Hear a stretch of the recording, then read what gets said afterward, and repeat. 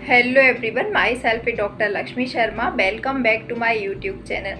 आज हम बात करेंगे एनीमिया के बारे में। एनीमिया यानी खून की कमी किस तरह से होती है, इसके कारण क्या होते हैं और इसके अलावा इसके क्या क्या लक्षण होते हैं अगर आपको एनीमिया है तो।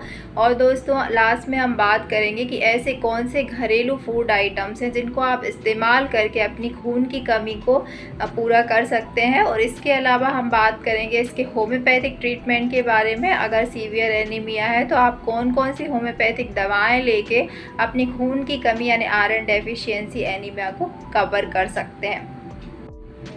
इसके पहले दोस्तों अगर आप मेरे चैनल पर नए हैं तो बेल आइकन को प्रेस करके चैनल को सब्सक्राइब करना ना भूलें। वीडियो बहुत ही इंफॉर्मेटिव है, इसलिए वीडियो को बिल्कुल भी स्किप ना करें, वीडियो को एंड तक ज़रूर देखें। तो चलिए शुरू करते हैं।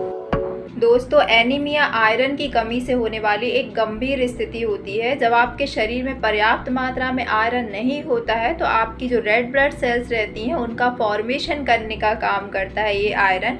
आयरन एक ऐसा मिनरल होता है जो हमारे शरीर में रेड ब्लड कोशिकाओं को बनाने के लिए बहुत ही इम्पोर्टेंट मिनरल होता है, जिसकी कमी से आरबीसी पर्याप्त मात्रा में नहीं बनती है और जिससे खून की कमी होती है। इस कंडीशन को हम एनीमिया कहते हैं। एनीमिया की कंडीशन में जो आपकी रेड ब्लड सेल्स रहती हैं वो एक साइज में भी छोटी होने लगती हैं, इसके अलावा संख्या में भी कम होने लगती हैं, जिससे आपके शरीर में जो ऑक्सीजन की कैरिंग कैपेसिटी होती है, आपके टिश्यूज़ को जितनी ऑक्सीजन पहुंचना चाहिए वो पर्याप्त मात्रा में नहीं पहुंचती है। इसकी वजह से आपको सांस फूलना और आपकी हार्ट रेट बहुत ज़्यादा बढ़ जाना, इस तरह की समस्याएं, गंभीर समस्याएं उत्पन्न होती हैं जब आपके शरीर में आयरन की कमी होती है।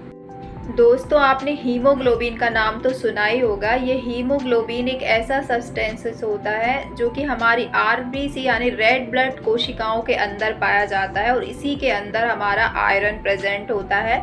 और ये हीमोग्लोबिन होता है यही हमारी बॉडी में सभी जगह ऑक्सीजन कैरी करने का काम करता है।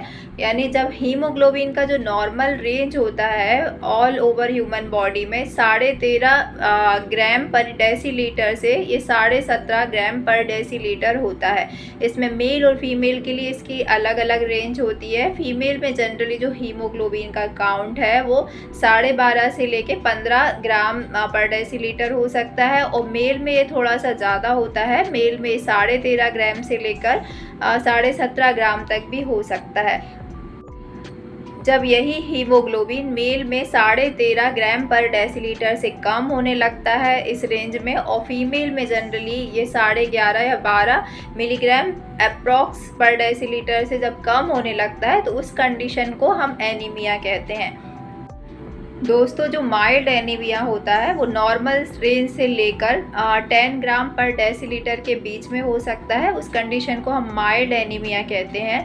जब आपके शरीर में हीमोग्लोबिन का लेवल 8 ग्राम से 10 ग्राम के बीच होता है तो उस कंडीशन को हम मॉडरेट एनीमिया कहते हैं। जब आपका हीमोग्लोबिन लेवल 7.9 टू 6.5 ग्राम्स पर डेसीलीटर के बीच में होता है तो इसे हम सीवियर एनीमिया की कंडीशन कहते हैं।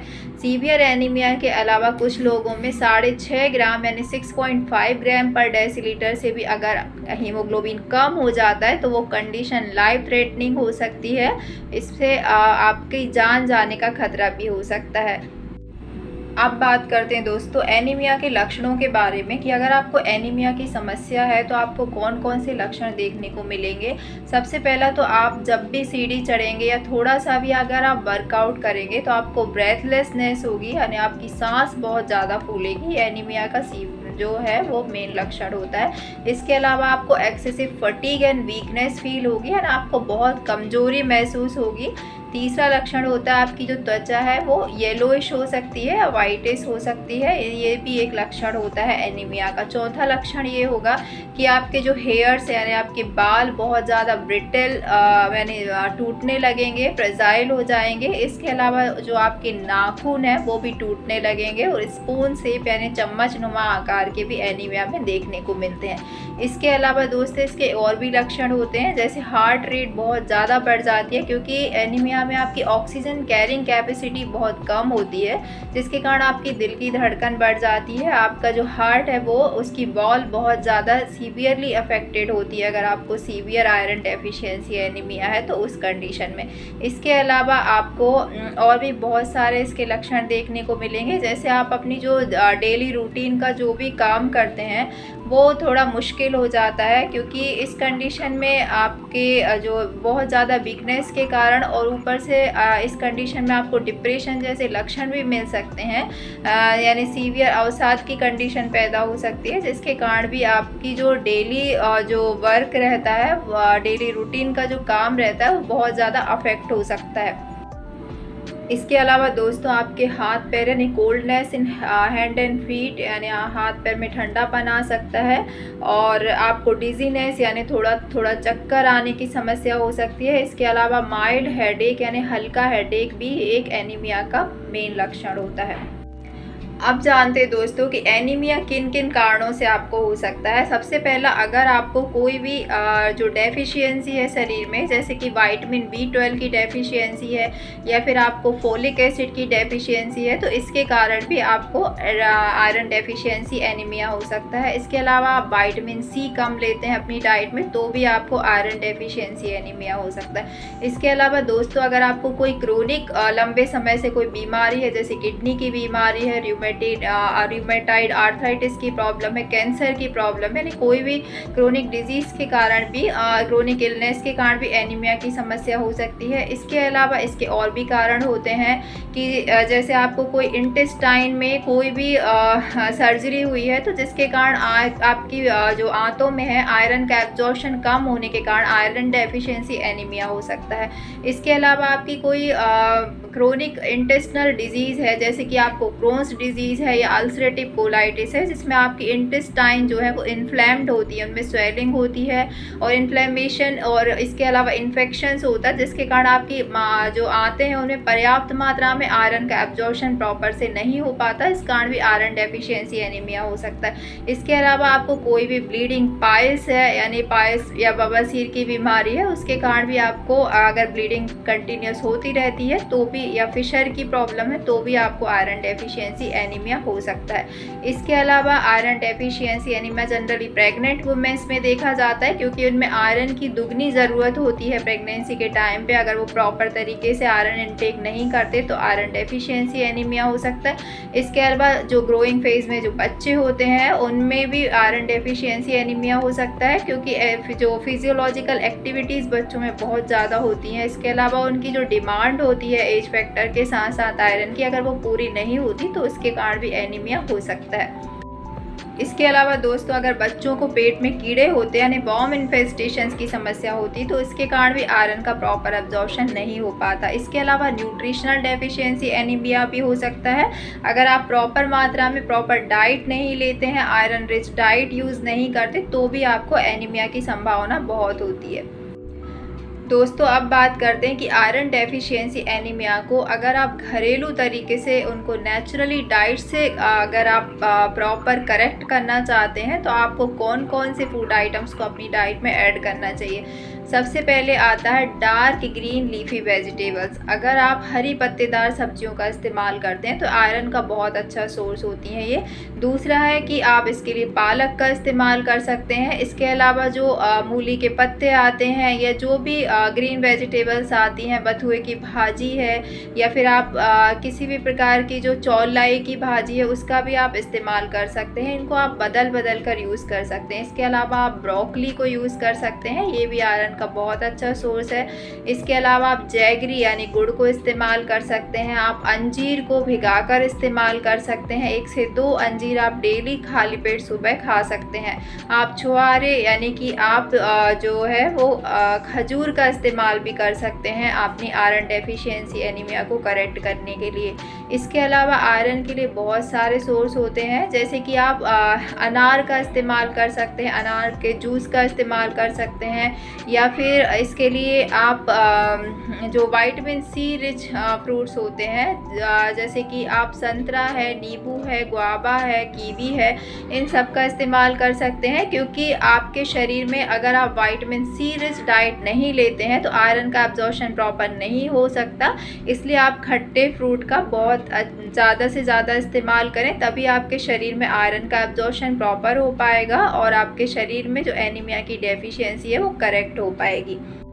इसके अलावा दोस्तों, अगर आप 10 से 15 दिन लगातार व्हीट ग्रास जूस यानी गेहूं के जवारे का रस अगर इस्तेमाल करते हैं, 1 गिलास आप इसको रोज़ पीते हैं, तो आपकी आयरन डेफिशिएंसी एनीमिया की कंडीशन बहुत जल्दी करेक्ट हो सकती है। इसके अलावा आप चुकंदर जूस का भी इस्तेमाल कर सकते हैं। चुकंदर जूस भी एक बहुत अच्छा सोर्स होता है आयरन की नीड के लिए। दूसरा आयरन बढ़ाने का एक बहुत अच्छा सोर्स होता है कि अगर आप अपना खाना आयरन यूटेंसिल यानी कि लोहे की कढ़ाई में कुक करते हैं, तो लोहे में आयरन प्रेजेंट होता है, जिससे आप जो भी फूड आइटम्स को इसमें कुक करते हैं तो ये उस फूड आइटम्स के साथ आयरन मिक्स हो जाता है और आपकी आंतों में जब आप इस खाने को खाते हैं तो ये एब्जॉर्ब होता है, जिससे कि आपकी आयरन की नीड पूरी करता है। तीसरा दोस्तों, ये बहुत ही फ़ायदेमंद मैं आपको नुस्खा बताने जा रही हूँ। ये बहुत ही बेनिफिशियल होता है आयरन डेफिशिएंसी एनीमिया के केस में। अगर आप केले के ऊपर शहद डालकर इस्तेमाल करते हैं तो शहद में कॉपर प्रेजेंट होता है। कॉपर एक ऐसा मिनरल होता है जो आयरन डेफिशिएंसी एनीमिया को करेक्ट करने में काफ़ी हेल्पफुल होता है। तो आप केले के साथ शहद का इस्तेमाल ज़रूर करें और इससे आपकी आयरन की जो नीड है, आयरन डेफिशिएंसी है, वो करेक्ट हो जाएगी। चौथा है दोस्तों, अगर आप कॉपर रिच फूड आइटम्स लेना चाहते हैं जिससे कि आपकी आयरन डेफिशिएंसी एनीमिया की जो कंडीशन है वो जल्दी करेक्ट हो, तो कॉपर रिच फूड आइटम्स के लिए आप नट्स और सीड्स का इस्तेमाल कर सकते हैं। नट्स में स्पेशली आप काजू, बादाम या फिर आप अखरोट का इस्तेमाल कर सकते हैं। सीड्स में आप सनफ्लावर सीड को इस्तेमाल कर सकते हैं, चिया सीड्स को इस्तेमाल कर सकते हैं, सेसमी सीड को भी आप इस्तेमाल कर सकते हैं। ये भी कॉपर का बहुत अच्छा सोर्स होते हैं और ये आयरन एब्जॉर्प्शन में आपको हेल्प करते हैं। कॉपर में रखे बर्तन का पानी भी यानी तांबे के बर्तन का पानी भी इस्तेमाल कर सकते हैं। इससे भी आपकी आयरन डेफिशिएंसी की जो कंडीशन है वो बहुत जल्दी रिजॉल्व हो जाएगी।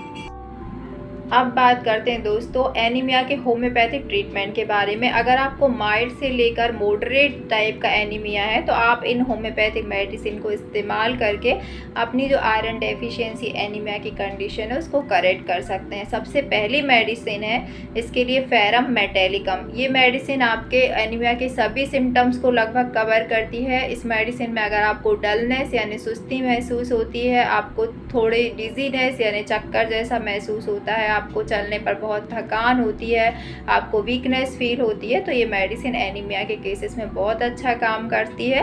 फेरम मेटेलिकम 30 पोटेंसी में आप इस मेडिसिन को जीभ पर दिन में 3 बार 2-2 बूंद ले लीजिए। आपको 2 बूंद सुबह, 2 बूंद दोपहर और 2 बूंद शाम को डायरेक्ट टंग पर ही इसको इस्तेमाल करना है और इसके रिज़ल्ट आपको 15 से 20 दिन में काफ़ी अच्छे मिलेंगे। अगर आप अपना आयरन जो हीमोग्लोबिन है वो चेक कराएंगे तो आप देखेंगे कि आपका आयरन जो कंडीशन है डेफिशिएंसी की वो काफ़ी हद तक करेक्ट हो जाएगी। इसके अलावा दूसरी मेडिसिन है दोस्तों जिसका नाम है फेरम सिप। ये एक सिरप है, ये टॉनिक है। इसको भी आप अगर बड़े इस्तेमाल करना चाहते हैं इसको तो 10-10 ml सुबह, दोपहर, शाम खाने के बाद आधा घंटे बाद आप इसको इस्तेमाल कर सकते हैं। अगर आप बच्चों को देना चाहते हैं तो 5 ml जस्ट हाफ इसका सुबह, दोपहर, शाम खाने के बाद इस्तेमाल करना है। आप इसको थोड़े पानी के साथ मिक्स करके भी इस्तेमाल कर सकते हैं। अगर आप इसको डायरेक्ट इस्तेमाल करेंगे तो बहुत ज़्यादा अच्छा रिज़ल्ट मिलेगा।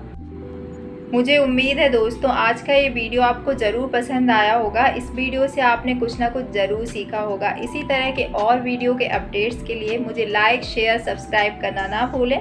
मिलते हैं नेक्स्ट वीडियो में, तब तक के लिए bye bye. Thanks for watching.